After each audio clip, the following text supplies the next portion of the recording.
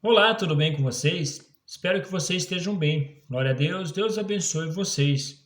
Novamente estou aqui para compartilhar mais dois capítulos da palavra e hoje a gente vai estar começando a ler um livro novo. Vamos estar lendo o livro de Romanos, vamos estar começando ali no capítulo 1 e o capítulo 2. Vamos estar dando uma olhada no contexto aí que Paulo vai estar apresentando. Vale lembrar que é ele que escreve este livro também e nos traz muitas orientações. Esse livro ali é destinado aos romanos, à igreja de Roma, e enfim, serve para nós também estar observando muitos detalhes aí que Paulo vai estar falando a respeito do novo nascimento, vai estar trazendo muitas informações neste livro aí. Então vamos lá. Senhor nosso Deus, nosso Pai, te pedimos, Senhor, mais uma vez que o Senhor venha estar nos orientando com a tua palavra, em nome de Jesus. Amém. No capítulo número 1 ele vai falar bem assim, ó, Paulo, servo do Cristo Jesus, chamado para ser apóstolo separado para o evangelho de Deus, o qual foi permitido por ele de antemão por meio dos seus profetas nas escrituras sagradas, acerca de seu filho, que como homem era descendente de Davi, e que mediante o Espírito da Santidade foi declarado Filho de Deus com poder, pela sua ressurreição dentre os mortos, Jesus Cristo, nosso Senhor. Por meio dele e por causa do seu nome, recebemos a graça e apostolado para chamar dentre todas as nações um povo para a obediência que vem pela fé. Para uma obediência que vem pela fé. E vocês também estão entre os chamados para pertencerem a Jesus Cristo, a todos os que em Roma são amados de Deus e chamados para serem santos. A vocês graça e paz da parte de Deus, nosso Pai, e do nosso Senhor Jesus Cristo. Antes de tudo, sou grato a meu Deus, mediante Jesus Cristo, por todos vocês, porque em todo o mundo está sendo anunciado a fé que vocês têm. Deus, a quem sirvo de todo o coração, pregando o evangelho do seu Filho, é minha testemunha de como sempre me lembro de vocês em minhas orações e peço que agora, finalmente, pela vontade de Deus, me seja aberto o caminho para que eu possa visitá-los. Anseio vê-los, a fim de compartilhar com vocês algum dom espiritual para fortalecê-los, isto é, para que eu e vocês sejamos mutuamente encorajados pela fé. Quero que vocês saibam, irmãos, que muitas vezes planejei visitá-los, mas fui impedido até agora. Enfim, Paulo foi impedido. Deixa eu voltar aí. Foi-me impedido até agora. Meu propósito é colher algum fruto entre vocês, assim como tenho colhido entre os demais gentios.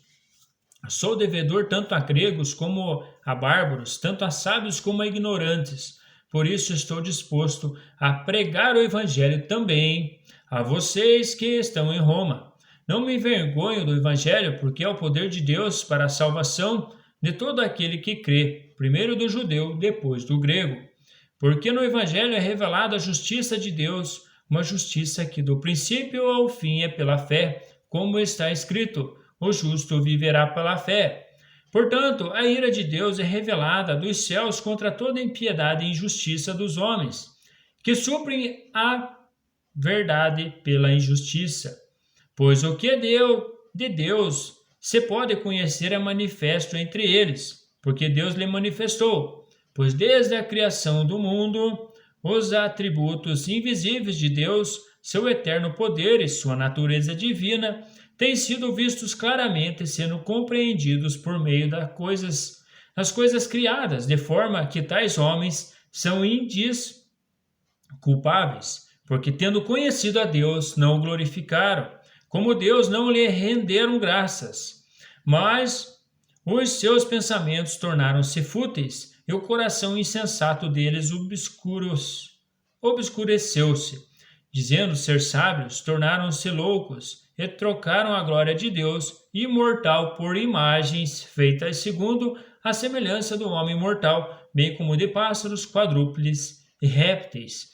Por isso Deus os entregou à impureza sexual, segundo os seus desejos pecaminosos do seu coração, para a degradação do seu corpo entre si, trocando a verdade de Deus pela mentira, e adorando e servindo a coisas e seres criados em lugar do Criador, que é bendito para sempre. Amém. Por causa disso, Deus os entregou a paixões vergonhosas. Até suas mulheres trocaram suas relações sexuais naturais por outras contrárias à natureza. E hoje tem muito isso aí.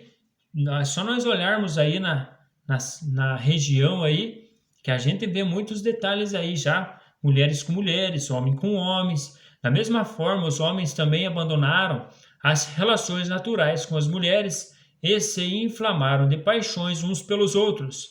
Começaram a cometer atos indecentes, homem com homens, e receberam em si mesmo o castigo merecido por sua perversão. Enfim, a Bíblia é contra esses detalhes aí que a gente viu. O próprio Deus, ele é contra esses detalhes aí. Além do mais, visto que desprezaram o conhecimento de Deus, ele os entregou a uma disposição mental reprovável para praticarem o que não deviam, tornando-se cheios de toda sorte de injustiça, maldade, ganância e depravação. Estão cheios de inveja, homicídio, rivalidade, engano e malícia. São bisbilhoteiros, caluniadores, inimigos de Deus, insolentes, arrogantes e presunçosos. Inventam maneira de praticar o mal, desobedecem a seus pais, são insensatos, desleais, sem amor pela família, implacáveis, embora conheçam o justo decreto de Deus de que as pessoas que praticam tais coisas mereçam a morte, não somente continuam a praticá-las, mas também aprovam aqueles que a praticam. Enfim, o nosso Senhor aí está orientando através de Paulo essas questões aí do homossexualismo também, e também dessas indecências aí que tem no nosso mundo, no nosso planeta em geral. Enfim, o nosso Deus aí é contra todas essas práticas aí. E tem pessoas que falam que Deus está errado, mas não está não. O próprio Senhor aí entregou essas paixões vergonhosas aí, como a gente viu aí. O próprio Senhor, né? Como a gente viu ali, por isso Deus os entregou à impureza sexual. Portanto, vocês que julgam os outros é indesculpável, pois está condenando você mesmo naquilo em que julga. Visto que você que julga pratica as mesmas coisas, sabemos que o juízo de Deus contra os que praticam tais coisas é conforme a verdade. Assim, quando você, um simples homem, o julgas, mas praticas as mesmas coisas, pensa que escapará do juízo de Deus? Ou será que você despreza as riquezas da sua bondade, tolerância e paciência, não reconhecendo que a bondade de Deus o leva ao arrependimento? Contudo, por causa da sua teimosia e do seu coração obstinado, você está acumulando ira contra você mesmo, para o dia da ira de Deus, quando se revelará o seu justo julgamento. Deus retribuirá a cada um conforme o seu procedimento. Ele dará vida eterna aos que, persistindo em fazer o bem, buscam glória, honra e imortalidade. Mas haverá ira e indignação para os que são egoístas, que rejeitam a verdade e seguem a injustiça.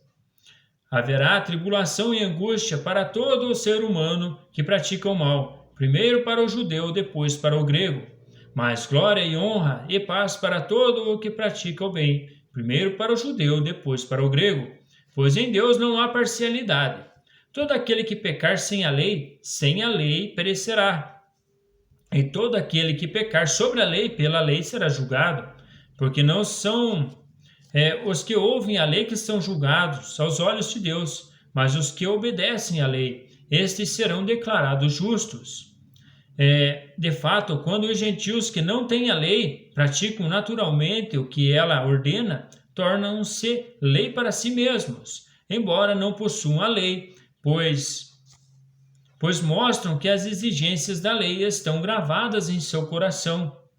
Disso dão testemunho também a sua consciência e os pensamentos deles, ora acusando-os, ora defendendo-os. Isto tudo se verá no dia em que Deus julgar os segredos dos homens mediante Jesus Cristo, conforme o declara o meu Evangelho.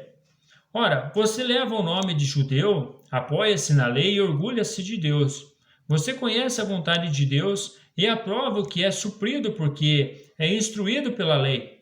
Você está convencido do que é guia de cegos, luz para os que estão em trevas, instrutor dos insensatos, mestre de crianças, porque tenha a lei e a expressão do conhecimento e da verdade.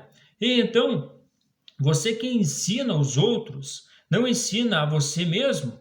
Você que prega contra o furto, furta?